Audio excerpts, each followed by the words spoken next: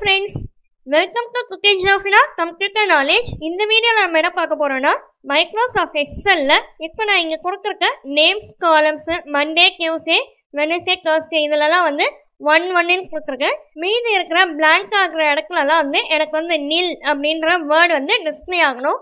இது வந்து நான் ஒவ்வொரு இடத்துலயும் வந்து கண்டுபிடிச்சு வந்து nil அப்படின்னு வந்து நான் இங்க வந்து டைப் பண்ணிட்டேன். இதனா வந்து டைம் தான் வேஸ்ட் ஆகும். அண்ட் இன்னொரு விஷயம் என்னன்னா நம்ம ஒவ்வொரு காலம்ஸையும் வந்து தேடி வந்து கண்டுபிடிச்சு அங்கே வந்து nil டைப் பண்ணணும்னா வந்து ரொம்ப வந்து டிஃபிகல்ட்டாகவும் இருக்கும்.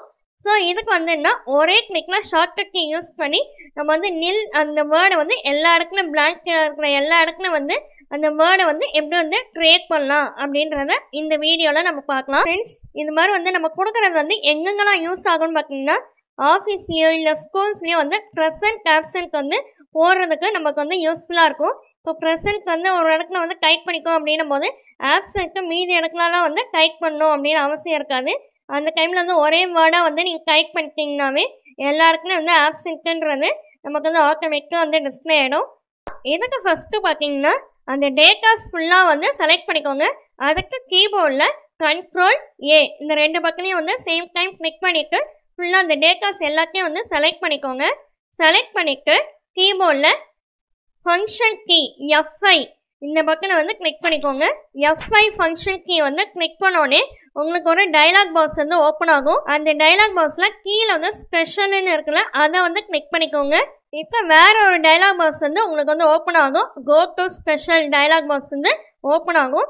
அதில் கமெண்ட்ஸில் வந்து கிளிக் பண்ணியிருக்குல்ல அது வந்து பிளாங்க்ன்ற இடத்துல வந்து நீங்கள் வந்து கிளிக் பண்ணிக்கோங்க. இப்போ இந்த பிளாங்க்ன்ற ஆப்ஷனை வந்து கிளிக் பண்ணிவிட்டு கீழே இருக்கிற ஓகே ஆப்ஷனை வந்து கிளிக் பண்ணிக்கோங்க. இப்போ பிளாங்க் ஆகிற செல் எல்லாமே வந்து செலக்ட் ஆகிடுச்சு.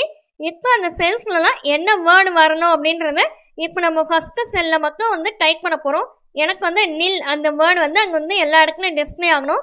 ஸோ nilன்ற வேர்டை வந்து நான் வந்து டைப் பண்ணிக்கிறேன். NIL nilன்ற வேர்டை வந்து டைப் பண்ணிக்கிறேன். கீபோர்டில் Ctrl+Enter அந்த வேர்டை டைப் பண்ண கையோட Ctrl+Enter பட்டனையும் வந்து கிளிக் பண்ணிக்கோங்க. இப்போ ஆட்டோமேட்டிக்காக பார்த்தீங்கன்னா பிளாங்க் ஆகிற எல்லா இடத்துலையுமே வந்து nil வேர்டு வந்து அங்கே ஆட்டோமேட்டிக்காக வந்து டிஸ்பிளே ஆகும். ஃப்ரெண்ட்ஸ், இப்போ உங்களுக்கு வந்து nil இந்த வேர்டு வந்து வேணாம் நோன் நீங்கள் டைப் பண்ணணும் அப்படின்னு சொன்னா கூட திரும்ப வந்து அதே போல் வந்து இப்போ நான் சொன்ன ஸ்டெப்ஸே வந்து திரும்ப வந்து ஃபாலோ பண்ணிக்கோங்க. அந்த பிளாங்க் ஆகிற ஒரு இடத்துல மட்டும் நோன் வந்து டைப் பண்ணிக்கோங்க. இப்போ எல்லா இடத்துலையும் வந்து Ctrl+Enter கொடுத்தோடனே எல்லா இடத்துலையும் வந்து நோன்ற வேர்டு வந்து டிஸ்பிளே ஆகிடும். ஓகே ஃப்ரெண்ட்ஸ், இந்த வீடியோ பிடிச்சிருந்துச்சுன்னா லைக் பண்ணிக்கோங்க, உங்கள் ஃப்ரெண்ட்ஸ்க்கு ஷேர் பண்ணிக்கோங்க. இந்த சேனலை சப்ஸ்கிரைப் பண்ணாதவங்க சப்ஸ்கிரைப் பண்ணிக்கோங்க. தேங்க்யூ ஃபார் வாட்சிங். Have a nice day.